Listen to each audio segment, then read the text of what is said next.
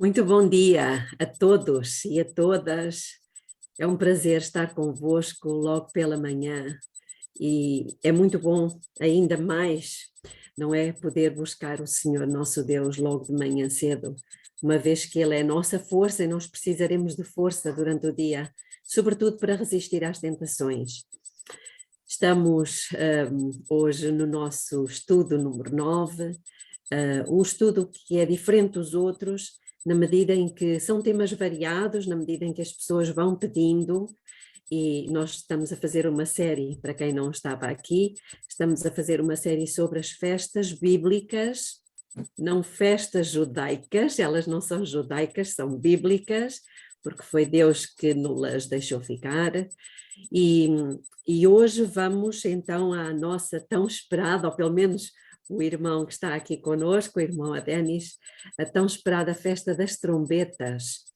E eu receio que nós tenhamos que fazer mais do que um estudo sobre a festa das trombetas. Mas antes de começarmos, vamos fazer uma oração. Querido Deus, eterno Pai que está nos céus, louvado e santificado seja o seu nome, porque o Senhor é tão bom. O Senhor é um Deus maravilhoso que nos deixou ficar tudo, toda a luz que nós necessitamos para podermos viver à altura de verdadeiros filhos de Deus. Sabemos, ó Pai, que estamos em fase de crescimento espiritual, para que sejamos novamente restaurados à sua imagem e semelhança. E para isso pedimos que o Senhor se manifeste aqui no meio de nós, que o seu Espírito fala ao nosso Espírito e nos conceda o privilégio de ter mais uma noção clara do porquê do Senhor ter indicado que precisaria de haver 10 dias tocando trombetas. Que o Senhor nos ensina e nos dirija nesta hora, em nome de Jesus. Amém. Pois é, então 10 dias a tocar trombeta, para quê? É o título do nosso estudo. Nós já tínhamos visto até aqui que as festas se dividem em 3 partes. Recapitulando, a primeira fase, não é? São as 3 primeiras, Páscoa, Pães Asmos e Primícias. E estas 3 festas têm que ver com a primeira vinda de Jesus. Aprendemos isso. Tem a ver com a morte, o sepultamento e a ressurreição de Jesus. Depois temos aqui esta festa, que está sozinha. Eu estou a ilustrar com o candelabro, os irmãos entendem, isto é uma ilustração. Esta festa que está sozinha, que era a festa do Pentecostes, está sozinha porque ela marca a diferença. E podemos dizer que este pé central é Cristo, e é mesmo. E foi Cristo que fez a separação, ou melhor, deitou por terra a separação que havia entre judeus e gentios. E ele fez dos dois um só povo. Vimos isso em Romanos e também em Efésios. E, portanto, aqui foi a festa que marcou as 2 dispensações, podemos dizer. Agora, entramos numa outra fase. E esta tem a ver com a segunda vinda de Jesus. Portanto, tem tudo a ver connosco. Nós que aguardamos a segunda vinda de Jesus e ansiamos por ela. Portanto, inicia-se uma nova fase. E estas 3 últimas festas, elas aconteciam todas no último mês do ano. E neste mês, era um mês assim de festa, não é? De alegria. Porquê? Porque nós sabemos que ao longo do ano Deus estipulou as várias festas. E estas aconteciam no último mês, porquê?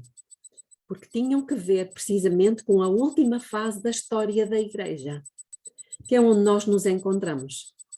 Nós sabemos perfeitamente que a partir de da Igreja de Laodiceia, não é? Sensivelmente 1843-44, aconteceu muita coisa. E daí para a frente era realmente o período em que, como é que eu vou dizer, o poder de Satanás iria se intensificar sobre a Igreja, porque ele conhece estas coisas. E, portanto, nós que já não vivemos nesta altura, não é? 1840 e tal, muito mais nós temos que ter consciência de que as tentações e os enganos se intensificariam e, portanto, não podemos viver de uma forma a desconsiderar isto, uma vez que Satanás iria descarregar todo o seu poder sobre esta última geração. Bom, mas então, festa das trombetas. Sabemos que as festas todas encontram-se descritas em Levítico capítulo 23, não é?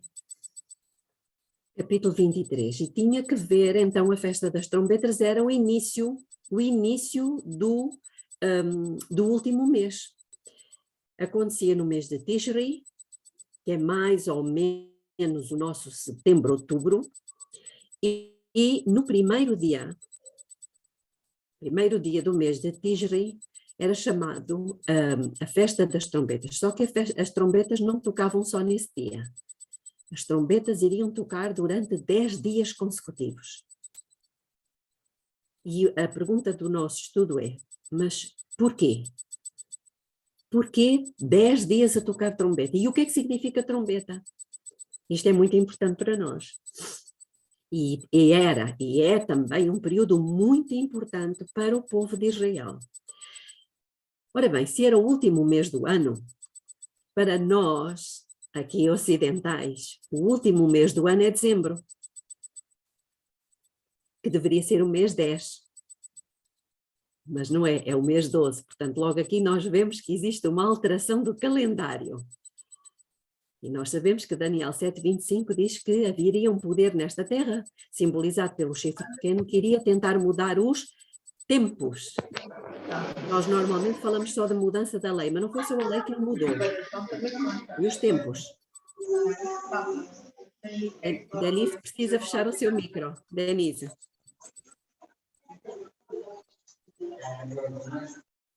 Ok, obrigada. Então, nós, ocidentais, como é que nós iniciamos o ano? Com festa, com comida, com bebida, com música, com fogos de artifício, com muita algazarra. A festa das trombetas, que dá início ao final do ano, ela inicia-se com jejum. Não tem nada a ver. Irmãos, a maneira como nós vivemos o período correspondente ao final do ano não tem nada a ver com as instruções que Deus deu ao seu povo, e nós somos seu povo. Vejam como é que Satanás distorceu o cristianismo. Então, se calhar tem que haver aqui uns acertos. Muito bem. Trombetas simbolizam ou significam o quê? Vamos abrir as nossas Bíblias em Levítico. Nós podemos ver pelo menos 2 citações da Bíblia onde Deus fala de trombetas. Aqui em Levítico 23, a trombeta era uma trombeta especial, que era o shofar. Já ouviram falar do shofar? É um chifre de carneiro retorcido que tem um som muito diferente, não é? Ele normalmente tinha 4 tipos de som. Eu depois posso colocar no grupo, ou alguém, se já tiver aí, pode colocar no grupo os 4 tipos de som que o shofar fazia. Cada um deles tinha um significado.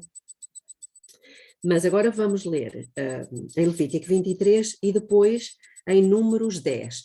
Números 10 já não era o shofar, eram trombetas de prata, que Deus deu indicações para que fossem feitas. Então aqui, Levítico 23, vamos ler do versículo 23 ao 25.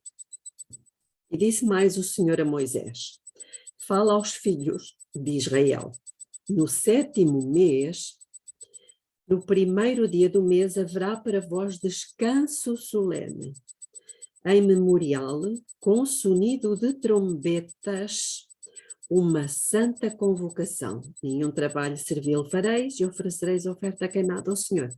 Portanto, novamente, esta festa com características de sábado. Nenhum trabalho servil fareis e será uma santa convocação. Como eu já tinha dito no início, todas as festas têm características de sábado. Daí no Novo Testamento ser dito que ninguém vos julgue pelo comer ou pelo beber ou pelos meus lovas ou pelos sábados. Esses sábados não é o sábado semanal, é os sábados das festas. E agora vamos ver em Números, capítulo 10. Não vamos ler o versículo 1 a 7. Aliás, vamos ler apenas o versículo 3. Vamos ler o versículo 3. Quando se tocarem as trombetas, toda a congregação se ajuntará a ti à porta da tenda da revelação. E eu gostaria ainda de ler um outro verso, que é o verso 9. Ora, quando na vossa terra sairdes à guerra contra o inimigo que vos estiver oprimindo, fareis retinir as trombetas. E perante o Senhor vosso Deus sereis tidos em memória e sereis salvos dos vossos inimigos. Mas que trombetas? Versículo 2. Faze-te 2 trombetas de prata, de obra batida as farás, e elas te servirão para convocares a congregação e para ordenares a partida dos arraiais. Portanto, temos aqui já 3 motivos pelos quais as trombetas eram tocadas. Muito bem. Então vamos ver o que é que significam trombetas e onde é que nós encontramos esse significado. Será que a Bíblia nos mostra, nos fala? Sim. Vamos a 1 Coríntios, capítulo 14, que é um capítulo, como nós sabemos, que nos fala sobre os dons, particularmente o dom de línguas. E alguém, ou eu, posso ler aqui o versículo 8. 1 Coríntios 14, 8. Tem a ver com aquilo que acabamos de ler agora em Números 10. 1 Coríntios 14, 8. E diz o seguinte: porque se a trombeta der sonido incerto, quem se preparará para a batalha? Então aqui, trombeta está associado a quê? Batalha. A batalha. Já estamos a ver aqui que as trombetas tocam porque estamos na iminência de uma guerra, de uma batalha. E há necessidade de preparação. Muito bem. Em Isaías 58, tem um outro ensinamento. Isaías 58, vamos ler o versículo 1, que nós conhecemos muito bem. E diz o seguinte: clama em alta voz, não te detenhas, levanta a tua voz como a trombeta. Para quê?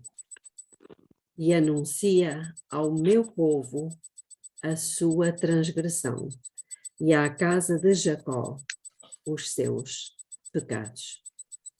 Então já estamos a ver aqui 2 objetivos. Primeiro, preparar-nos para a batalha. Segundo, anunciar o pecado e a transgressão.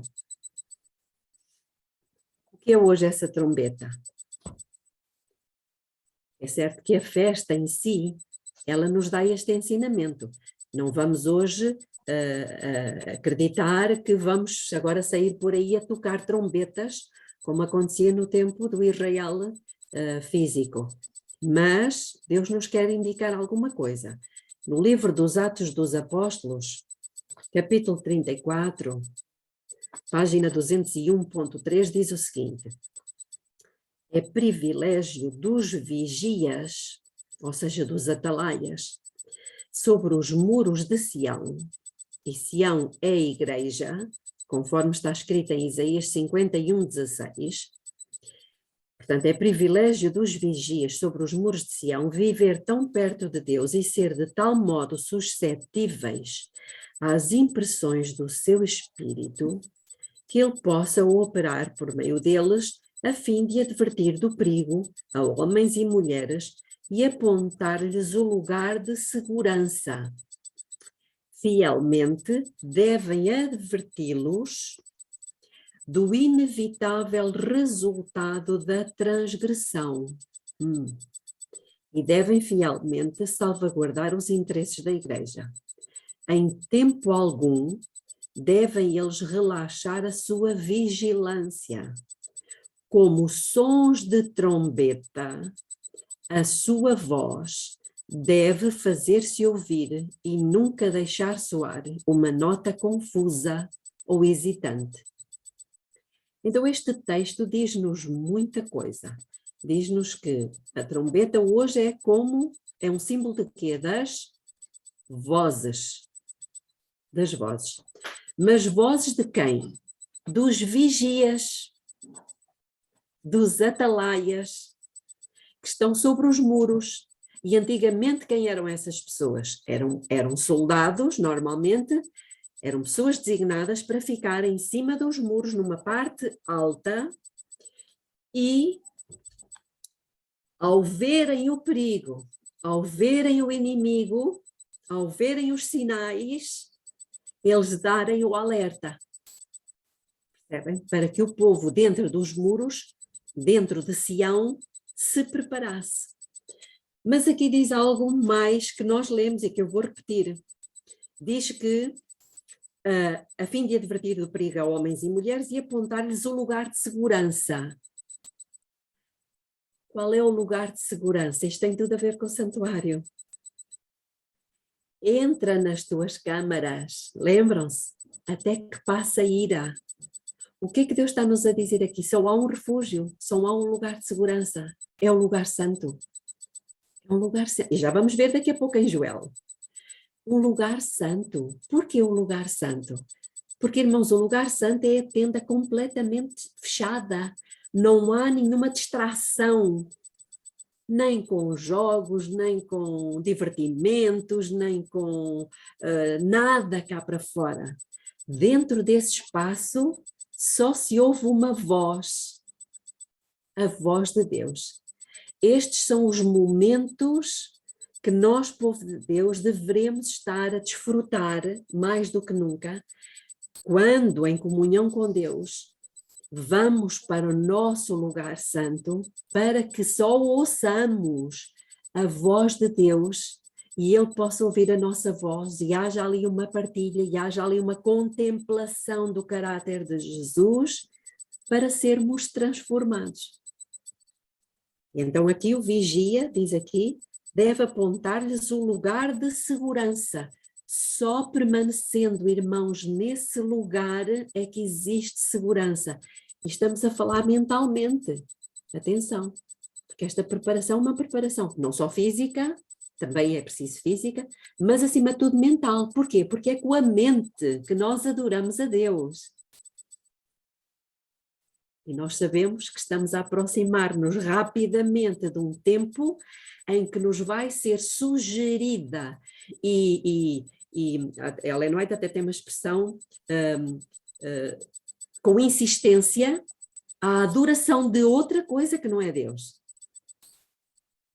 E nós temos que ter muito cuidado, porque Deus, precisamente aqui, existe um grande engano, quando Ele diz que não ameis o mundo, nem o que no mundo há. Adúlteros e adúlteras. Não é o que diz Tiago? Por que é que ele chama de adúlteros? Muitos crentes têm o coração dividido. com afeições para Deus, sim, mas para o amante, para outras coisas do mundo. Percebem? E eu já referi isto, porque eu acho que realmente a música reflete bem isto.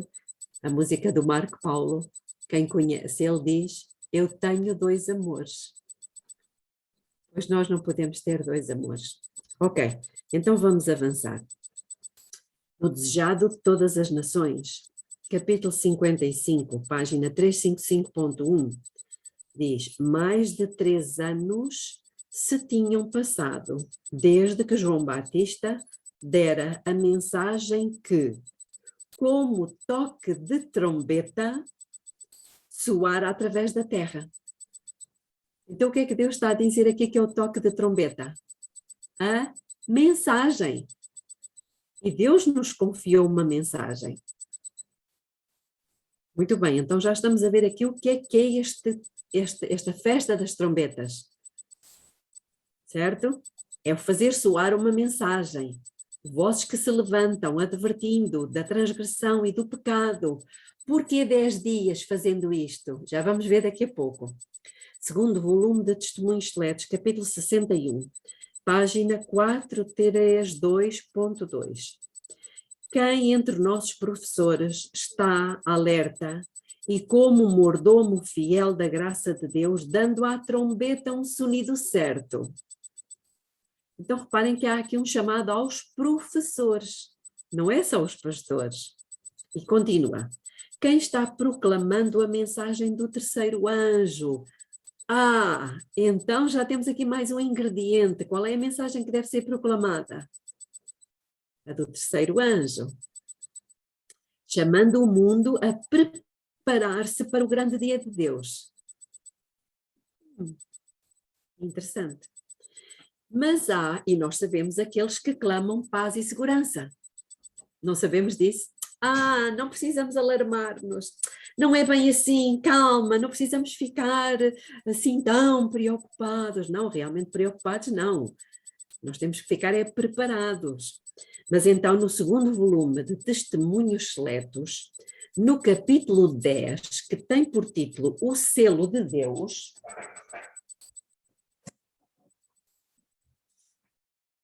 diz o seguinte na página 65.3. Assim, paz e segurança é o grito de homens que nunca mais erguerão a voz como trombeta para mostrar ao povo de Deus as suas transgressões e à casa de Jacó os seus pecados. Significa isto que esses homens, eles durante algum tempo, eles fizeram isto, eles ergueram a voz como trombeta para mostrar ao povo de Deus os seus pecados e as suas transgressões. Mas, a dada altura, eles nunca mais vão erguer a voz. Por quê? E começam então a dizer paz e segurança. Não se pode alarmar as pessoas. Não se pode pregar sobre isto. Não se pode pregar sobre aquilo. Ellen White, neste texto, ela continua: esses cães mudos que não querem ladrar são aqueles que sentirão a justa vingança de um Deus ofendido. O que é que ela quer dizer com isto? Esses cães mudos não querem ladrar? Ela foi buscar esta expressão à Bíblia. Vamos lá para a Bíblia, Isaías, capítulo 56, versículo 10 e 11. Eu sei que pode nos parecer talvez ofensivo, mas irmãos, Deus está aqui a fazer, não está a chamar cão, mas está a fazer podemos dizer, uma comparação. Porque para que é que servem os cães? Quem tem um cão, por isso se chama cão de guarda, é para dar o alarme, não é verdade? Quando existe perigo, quando vem o ladrão, eles ladram. Agora, para que é que nós queremos um cão mudo? Só para gastar dinheiro. Ok, então aqui Isaías 56, vou ler o versículo 10 e 11. Todos os seus atalaias são cegos, nada sabem. Todos são cães mudos, não podem ladrar. Deitados sonham e gostam de dormir. E estes cães são gulosos, nunca se podem fartar. E eles são pastores, que nada compreendem. Todos eles se tornam para o seu caminho, cada um para a sua ganância, todos sem exceção. No tempo do profeta Isaías, ele foi inspirado por Deus para dizer estas palavras. Eu sei que são palavras duras, mas é o próprio Deus que diz. Às vezes nós precisamos apanhar um choque de realidade. E Deus, por vezes, tinha que fazer isto. Sabem que a primeira vez que a festa das trombetas começou na era cristã, anunciando o juízo, foi em 1843-44, por Guilherme Miller, e depois pelo movimento adventista. Agora, ela tem essa mensagem, tem que ser clara para que todos a entendam. Já passaram muitos anos. E em Profetas e Reis, no capítulo 56, página 340.1, diz o seguinte: era o tempo da festa das trombetas. Estão a ver como Ellen White fala disto? Muitos estavam reunidos em Jerusalém. Parágrafo 3. Entretanto, mesmo aqui estava a evidência do pecado de Israel. Reparem, eles estavam reunidos para a festa das trombetas, mas mesmo ali havia evidência do pecado de Israel. Através de casamento misto do povo com outras nações, a linguagem hebraica tinha se tornado corrompida. E grande cuidado era necessário da parte dos oradores para explicar a lei na linguagem do povo, a fim de que pudesse ser entendida por todos. Isto encontramos em Neemias, capítulo 8, versículo 8. E os ouvidos de todo o povo estavam atentos ao livro da lei. Diz lá em Neemias, capítulo 8, versículo 3. Agora reparem, ele estava a ler o livro da lei. O povo estava todo reunido para a festa das trombetas. Mas havia pecado no meio do povo. Porquê? Porque o povo tinha se misturado, tinha casado com pessoas que não eram do povo de Deus. E havia necessidade de uma coisa. Irmãos, há pouco Deus estava-me a falar exatamente isto. Hoje há necessidade de novamente se fazer isto que eu vou ler aqui. E que está no Profetas e Reis.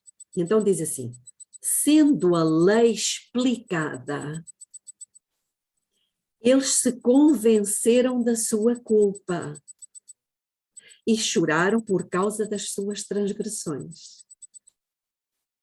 Então, irmãos, nós fomos tão longe no pecado, nos hábitos e costumes do mundo, que precisa haver o quê? Uma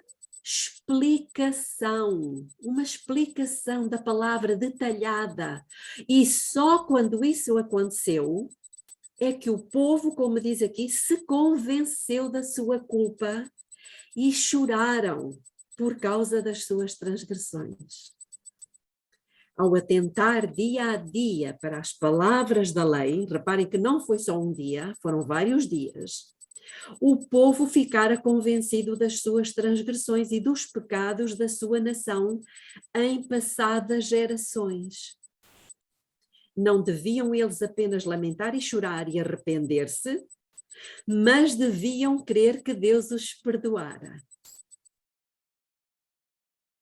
Então, eu penso que estamos exatamente na mesma situação. Precisa haver o quê? É verdade, a Graça colocou aqui um texto de Oseias que diz que o meu povo perece por falta de conhecimento. Então eu gostava que abríssemos, pegando no texto que a Graça, e agradeço à Graça por isso, abríssemos este texto, Oséias,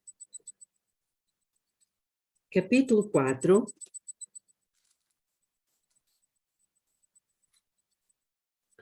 vamos ler o verso 6. Irmãos, normalmente nós citamos só metade deste verso. Mas nós temos que ler o verso todo. E o verso diz assim, Oséias 4:6. O meu povo está sendo destruído, ou perece, porque lhe falta o conhecimento. Mas olhem o que vem a seguir. O que é que diz a seguir? Também eu te rejeitarei, visto que esqueceste da lei de Deus. Falta aí qualquer coisa.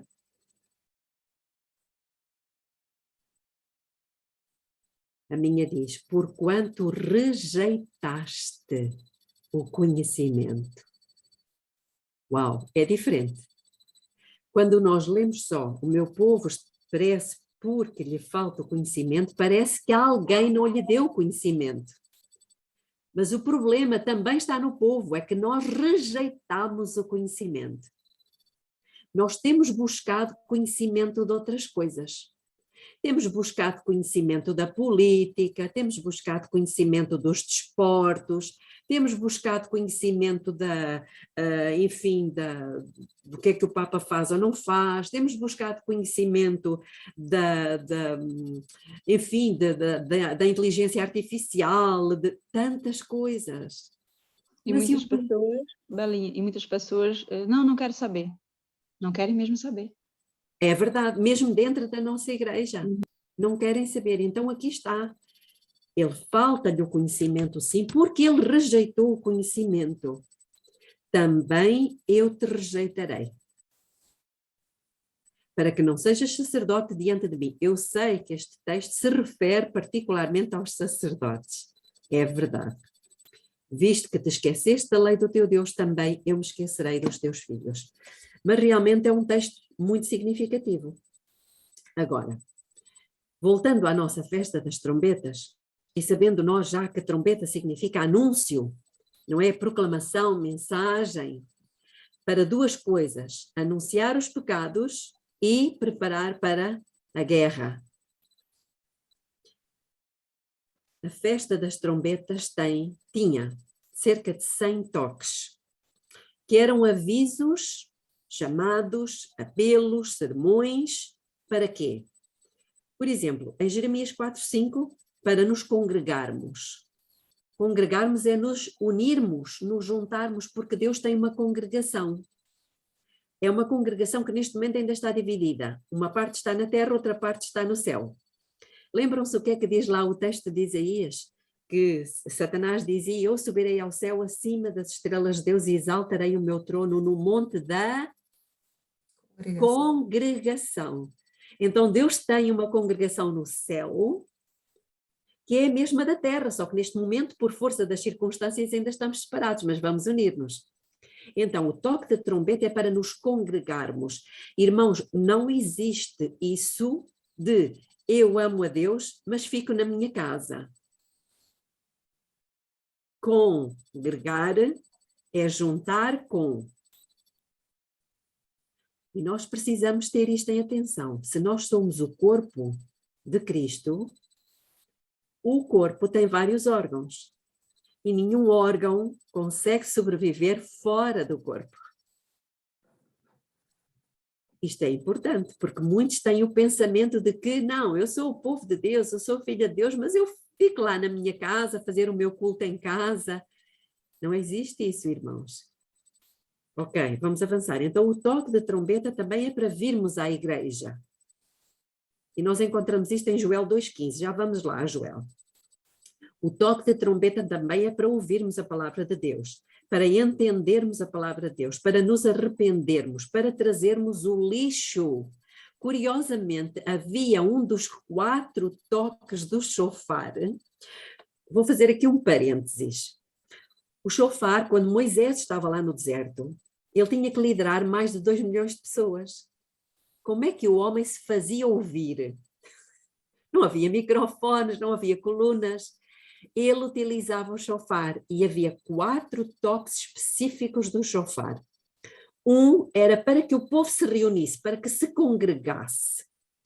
O outro toque era, como vocês sabem, eles andavam pelo deserto e acampavam. E ao acampar, lógico que faziam lixo, não é verdade? Esse lixo tinha que ser recolhido. Talvez nunca tivéssemos pensado nisto, mas o lixo tinha que ser recolhido, não era como, eu não sei como é que é nos Estados Unidos, mas aqui em Portugal existem muitos ciganos. Quando um cigano sai de um lugar e vai para outro, irmãos, aquilo é uma lixeirada no chão, que é uma coisa impressionante. Então, não era assim, o povo de Deus não era assim. As indicações eram para que tudo ficasse limpinho, arrumadinho, limpinho. E então o que é que Deus fazia? Indicou a Moisés que ele devia dar um toque específico. E esse toque específico era para que as pessoas recolhessem todo o lixo e o enterrassem ou o queimassem, para que quando levantassem o acampamento e partissem para outro lugar, aquele lugar ficasse impecavelmente limpo. Interessante. Então, esse toque do shofar, que eu depois vou colocar no grupo, eu não sei até se a Iapo tem a graça, se tem o vídeo. Se por acaso não tiveres, não faz mal, que eu daqui a pouco já ponho no grupo, que mostra exatamente isto. Então, irmãos, o que é que Deus nos quer dizer com isto? Que quando ouvirmos esse toque, devemos recolher o lixo. O que é o lixo? São os nossos pecados. Porque está na hora de levantarmos o acampamento e irmos para a terra prometida. É muito interessante isto. Muito bem, havia outro toque, que era igual ao primeiro, mas mais prolongado, que era o toque precisamente de levantar e ir embora. E havia um outro toque que era o toque de preparem-se para a guerra. Vêm aí os filisteus, vêm aí os amalequitas, vêm aí os assírios. Percebem, irmãos? Então, cada vez que eles ouviam esses toques, eles sabiam o que deviam fazer. Agora a minha pergunta é, será que nós estamos a ouvir algum destes toques? Vocês hoje ouviram o toque para se congregarem nesta igreja virtual. Mas a questão do recolha do lixo, nós precisamos ouvir todos os dias. E a preparação para a guerra também, porque Satanás se irou contra a mulher, mas ele foi fazer guerra ao resto da sua semente. E irmãos, por isso é que eu disse no princípio que tenho a impressão que vamos ter que, na próxima semana, aprofundar um pouco mais este toque das trombetas, esta festa das trombetas, porque hoje não vamos conseguir dizer tudo. Não se importam, pois não? Ok, muito bem. Então, o toque das trombetas, a festa das trombetas também era para que a pessoa se preparasse para a vitória sobre o pecado. Vitória sobre o pecado. Eu vou ler-vos aqui uma citação que está no Deserto da Tentação. É um livro de Ellen White, que está no aplicativo, no capítulo 24, na página 90.2, falando de trombetas. E diz o seguinte, irmãos, este texto Deus me trouxe hoje de manhã, eu não o tinha aqui no estudo. E como ele ontem me falou muitas coisas, nós vamos ter que aprofundar isto, que isto é maravilhoso, maravilhoso. Então diz assim, se os pastores que pregam o Evangelho cumprissem o seu dever e fossem igualmente exemplos para o rebanho de Deus, as suas vozes levantar-se-iam como trombetas, mostrando ao povo as suas transgressões e à casa de Israel os seus pecados. Pastores que exortam pecadores a se converter deveriam definir distintamente, por isso é que o toque da trombeta tem que ser o sonido certo. Lembram-se que lemos há pouco em 1 Coríntios 14:8? Deveriam definir o que é pecado e o que é definir distintamente o que é pecado e o que é conversão do pecado. E eu achei isto muito curioso. Não é só definir o que é pecado.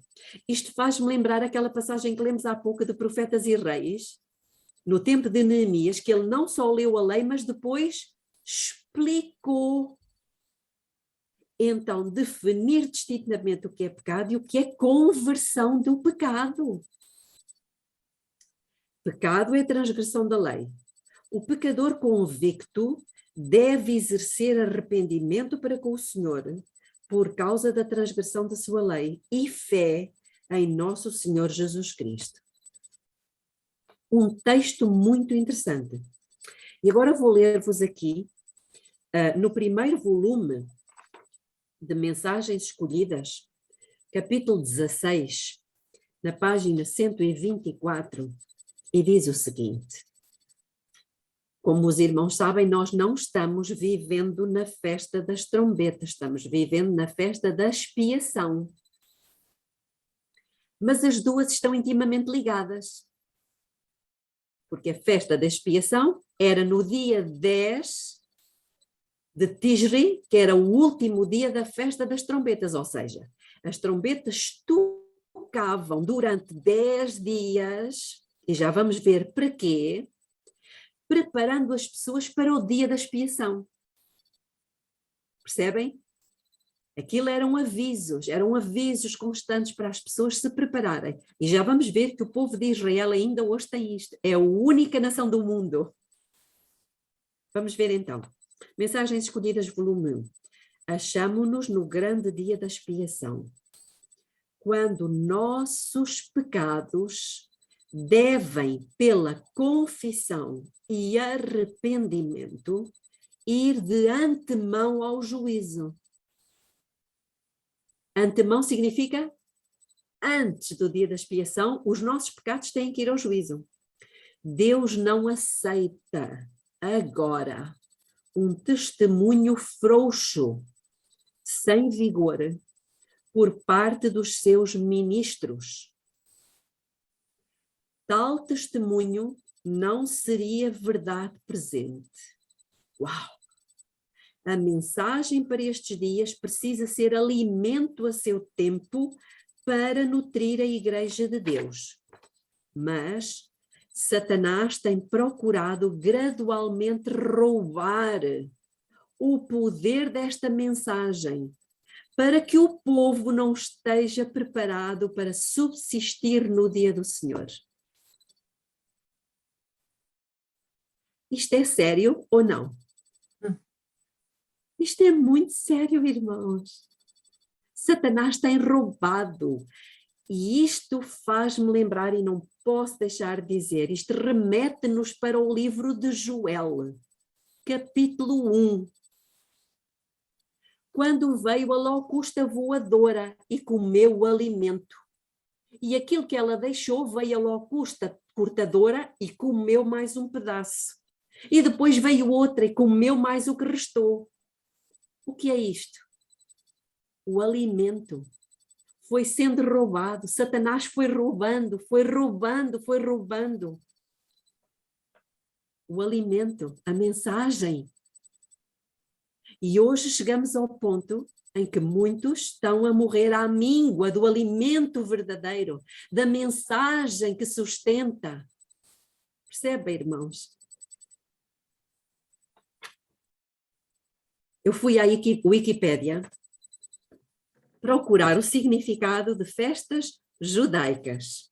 E sabem o que é que eu achei? Muito interessante. Eu vou ler-vos, os irmãos podem confirmar isto na internet. Os primeiros 10 dias do ano judaico, desde que começa o Rosh Hashanah, que significa o final do ano, até o fim do Yom Kippur, são conhecidos como Azeret Yemei Teshuvah, que significa o quê? Arrependimento dos pecados. São literalmente 10 dias de arrependimento.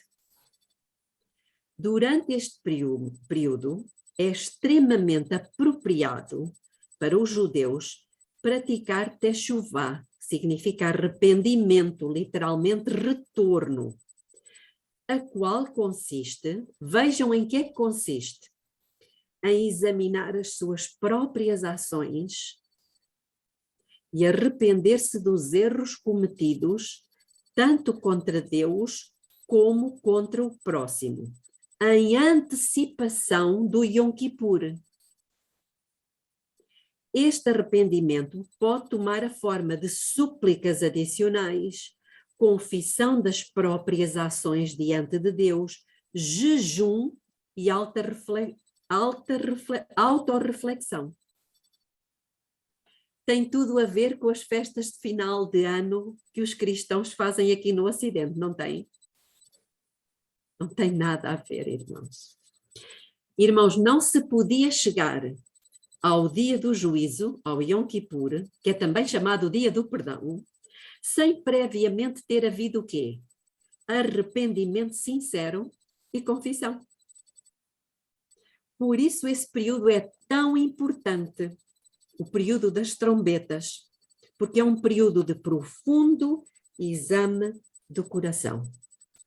Pessoal, jejum, reflexão, sermos honestos connosco mesmos, reconciliarmos-nos uns com os outros, com o marido, com a esposa, com a família, com o pastor, com o vizinho. Era um tempo de reconciliação. Havia pessoas, e há hoje ainda, judeus, que passavam 10 horas dentro da sinagoga, jejuando, orando, clamando ao Senhor para um exame profundo das suas ações, das suas atitudes. Portanto, irmãos, não é tempo de folguedo, de música, de entorpecimento dos sentidos. É tempo de reflexão, mas também de alegria. Por quê? Porque para todo o pecado confessado e abandonado existe perdão. Existe perdão, existe apagamento. E por isso, quando eles chegavam ao dia do Yom Kippur, que era apenas um dia, havia alegria. Porque eles tinham a certeza que estava tudo limpo, tudo perdoado, tudo em ordem para com Deus. Existem mais coisas para falar a este respeito, não vamos falar hoje. E eu gostaria só de dizer-vos o seguinte: se a festa das trombetas acontecia antes da festa da expiação e a festa da expiação começou em 1844, onde é que nós estamos hoje? Atrasados. Atrasados. Irmãos, nós estamos em tempo muito solene. E por isso é que vale a pena nós aprofundarmos um pouquinho mais acerca da festa das trombetas e iremos continuar, se Deus quiser, para a semana. Vamos fazer uma oração e depois abrimos para comentários. Querido Deus eterno Pai que está nos céus, mais uma vez, Senhor, nós temos o nosso coração cheio de gratidão, porque o Senhor ainda nos está dando esta explicação toda e tempo e oportunidade para pormos a nossa vida em ordem, jogarmos fora todo o fermento e esperarmos com alegria o grande momento em que o Senhor vai fazer um grande milagre na sua igreja. O Senhor nos chamou a nós todos e todas como povo para sermos à imagem e semelhança de Jesus, para refletirmos a sua glória e podermos iluminar a terra com essa glória. Que o Senhor nos ajude a não desistir, a não desfalecer, mas a aprofundarmos-nos neste conhecimento e a vivermos na prática a alegria da salvação. Tudo isto suplicamos humildemente como uma bênção para todos os meus irmãos, todos os que pertencem a esta igreja virtual e as suas respectivas famílias. Que o Senhor nos abençoe com o seu bom espírito, em nome de Jesus. Amém.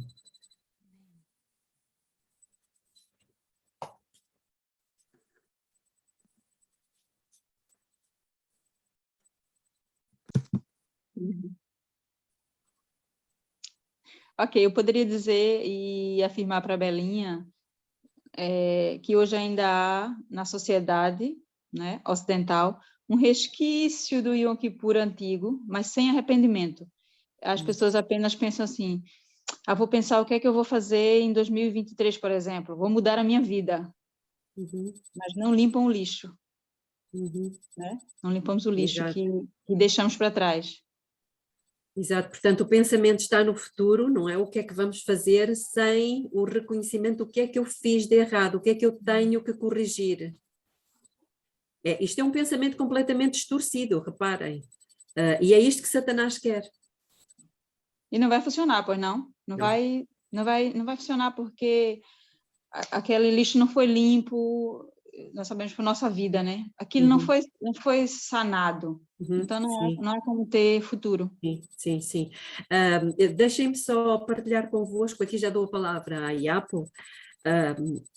O pastor Andreessen, aqui no livro Ritual do Santuário, que eu não posso deixar de para a semana referir, ele tem aqui uma ilustração que eu achei muito curiosa e que eu vou ler para os irmãos. Ele diz aqui que é como um navio avariado, rebocado ao ponto, ele se acha a salvo. Quando ele é rebocado e vai para o estaleiro, ele se acha a salvo, mas não são. Percebem? Assim também o homem será salvo, mas não são. É preciso reparar o navio antes de se poder declará-lo em condições de navegar. E o homem necessita reconstrução antes de estar plenamente restaurado. Então, quer dizer, nós passamos para o próximo ano sem ter restaurado aquilo que estava mal no ano anterior. E ele continua. Esse processo de restauração se chama santificação e inclui o corpo, a alma e o espírito. Concluída a obra, o homem é santo, está completamente santificado e restaurado à imagem divina. Essa demonstração do que o Evangelho pode fazer em favor do ser humano é aquilo que o mundo aguarda. Então, irmãos, não deixemos passar a oportunidade de entrarmos em mais um ano sem termos restaurado as avarias que aconteceram no ano anterior com o nosso caráter. Iapo.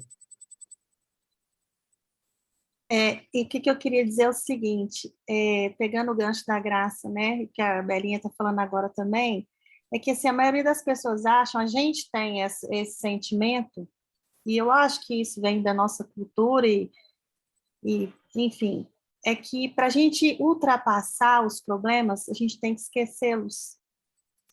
E o que Deus quer não é que a gente esqueça, é que a gente confesse, é o contrário.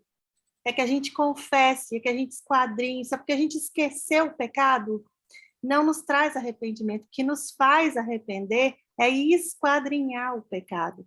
Né? Quando a ovelha era levada para o sacrifício, ela era esquartejada. Por que ela era esquartejada? Porque aquilo era o símbolo de esquadrinhar o pecado. A gente precisa... É só quando a gente vai aos pés de Cristo e conta com detalhes os nossos atos, é que a gente compreende a malignidade do pecado. E se a gente não compreender isso, o arrependimento não vem de nós mesmos. Jesus é que põe em nosso coração o arrependimento, mas ele só consegue acessar o nosso coração se a gente abrir o nosso coração para ele. Então, sem confissão, não há arrependimento. Sem arrependimento, não há perdão. E sem perdão, não há salvação. Então, é tudo uma engrenagem. E para nós recebermos a chuva serôdia, que já é outro passo, né? Todo esse processo precisa acontecer, né? Que é a justificação pela fé. É o pátio, é o que acontece no pátio. Então, a gente precisa...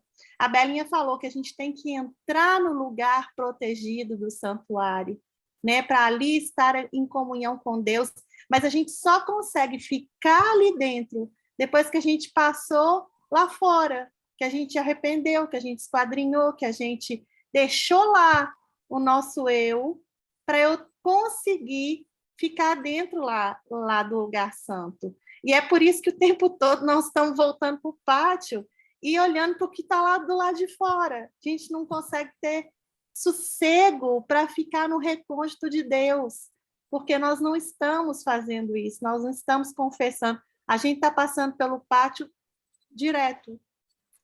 E isso tem um perigo muito grande, que são os desvios, tanto para a esquerda quanto para a direita. Não é? Que talvez esse é outro passo depois que a Belinha vai abordar aí conosco, que nós precisamos meditar sobre isso, né? Então, nós não podemos esquecer o passado, nós não podemos esquadrinhar. Nós vamos esquecer, sim, mas a hora que Jesus apagar os nossos pecados do santuário, porque ele prometeu que vai fazer isso. E aí nós vamos esquecê-los em nome de Jesus. Mas até então nós precisamos confessar e esquadrinhar e compreender para nos arrependermos e nós ganhamos o perdão. Antes de dar a palavra à Graça, que vamos no mesmo sentido, é isso que eu acho que é interessante e que lemos há pouco, é não só ler, mas depois explicar, detalhar tudo isto, porque eu creio que hoje nós estamos numa geração em que, eu estou a falar da nossa igreja, não é? Do cristianismo, em que se alterou o conceito de pecado.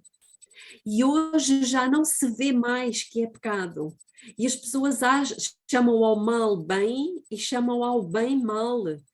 Então, há que detalhar, há que explicar, para que tudo seja e esteja, como a Iapo disse agora, perfeitamente compreendido e não haja dúvida, até que cheguemos ao ponto do texto de Jeremias, que eu vou ler e que eu gosto muito. Vamos chegar àqueles dias, aqui em Isaías 50, versículo 20.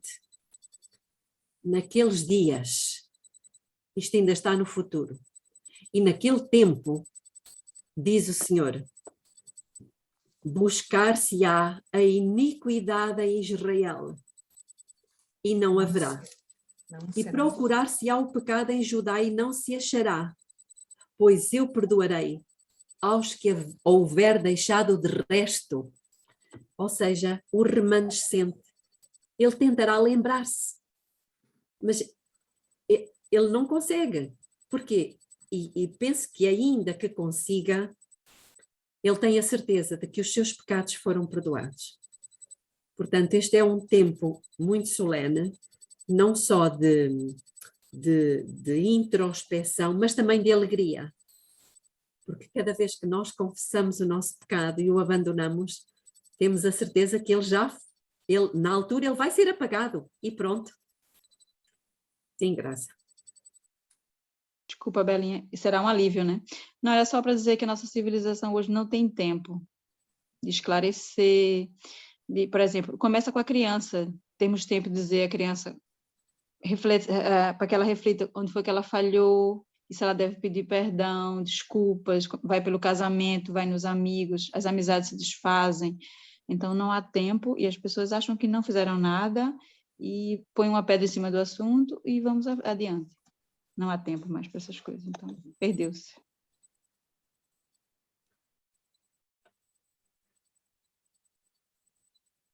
Iapo? Eu só queria completar, Belinha, o que você falou, dizendo que os pecados que serão apagados são só aqueles que foram transferidos para o santuário celestial. Sim. Né? Então, é um processo, né? A gente peca, a gente confessa, os pecados são transferidos para o santuário celestial e ali Jesus faz expiação e eles são apagados, né? Não haverá pecado mais em nós, em nome de Jesus. Uhum. Mas para isso acontecer, nós precisamos confessar, porque aqueles pecados que não foram confessados não vão ser transferidos para o santuário celestial. Eles vão ficar conosco e não serão apagados. E se não há pecados apagados, não haverá salvação, né? Então, a nossa oração deve ser, Senhor, me ajuda, me mostra, né? Me mostra os pecados que eu cometi conscientemente, aqueles que eu não sei. Uhum. Né? Davi fez essa oração, né? Me perdoa também pelos pecados que eu ainda vou cometer. Uhum. Né? Então, a gente deve sempre orar pelos pecados que ainda não foram confessados, que Deus nos mostra, porque o Espírito Santo mostra, ele é o que nos convence do pecado, da justiça e do juízo. Eu já li isto várias vezes, mas eu acho que vem sempre a propósito, e então num tema como este, que é na história da redenção. Encontra-se no livro História da Redenção, no capítulo 13, e eu aconselho os irmãos a ler este capítulo com muita calma, com muita atenção. Diz-nos aqui assim, fazendo a comparação com Jacó. Nós vamos passar um tempo de angústia de Jacó. Então diz, os justos, como Jacó, manifestarão fé inflexível e fervorosa determinação que não será desmentida. E depois diz assim, haverão de sentir a sua indignidade.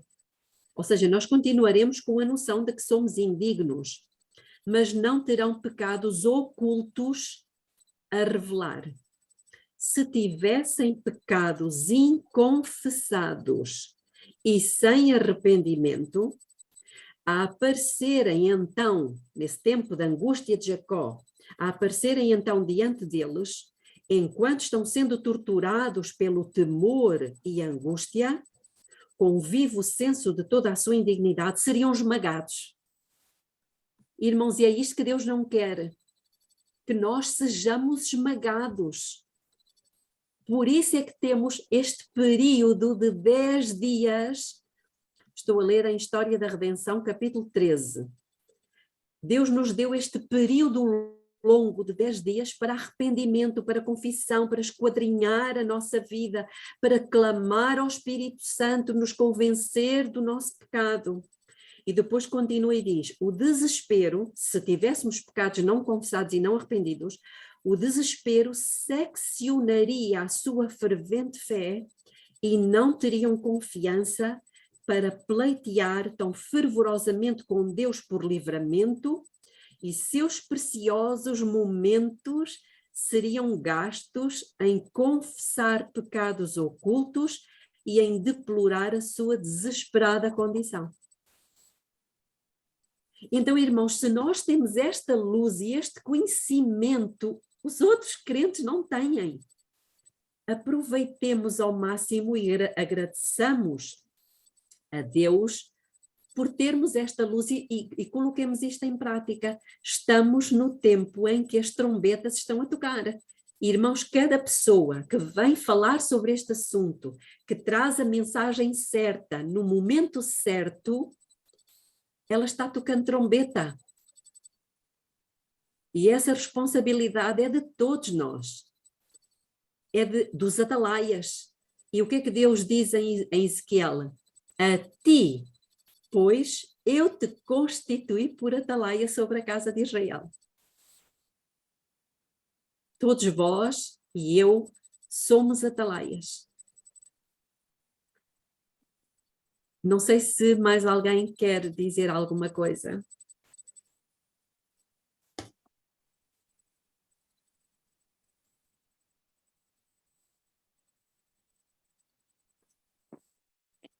Eu vou deixar para o fim.